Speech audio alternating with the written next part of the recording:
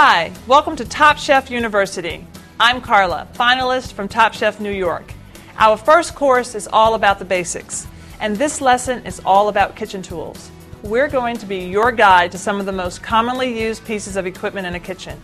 And if you have the right tools for the right job, your life as a chef will be a whole lot easier. Let's get started. So I've got a whole range of kitchen tools here in front of me. Let's get started with the basics. These are everyday pieces that you simply need to have. Cutting board. You should keep different cutting boards for different purposes.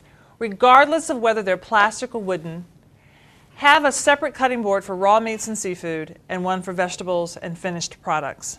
One thing to also be aware of is the transfer of odors and flavors.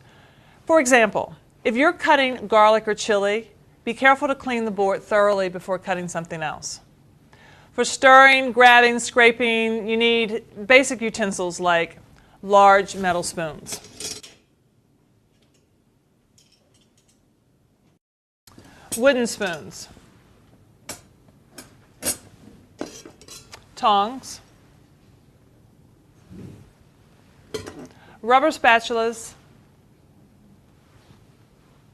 Slotted spatulas.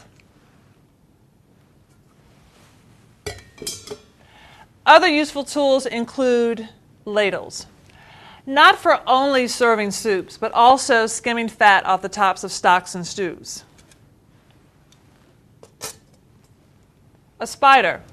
Great for straining out deep fried foods and also poached vegetables from boiling water. Vegetable peelers, which obviously peel vegetables, but also great for shaving Parmesan cheese into salads, chocolate onto desserts, and what about sweet potato chips, right?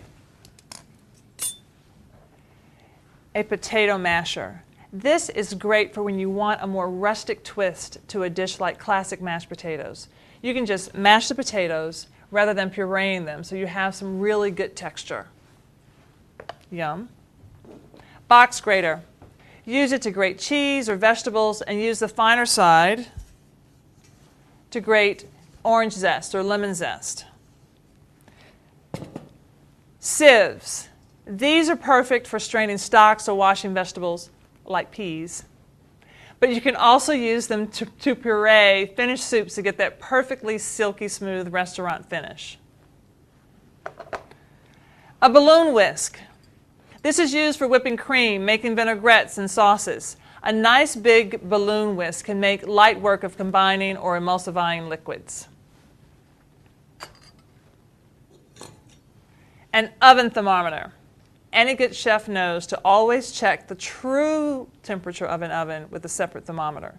You'll be surprised how often the temperature of an oven is off. Pastry brushes. These are useful for glazing and basting with marinades as well as fine pastry work. And when it comes to barbecue, I'm reaching for a mop like this. Y'all know I'm from the South, and this is kind of like a pastry brush for good old barbecue, I guess. Finally, there are some more specific tools that I personally love and can always be found in a professional kitchen. A mandolin.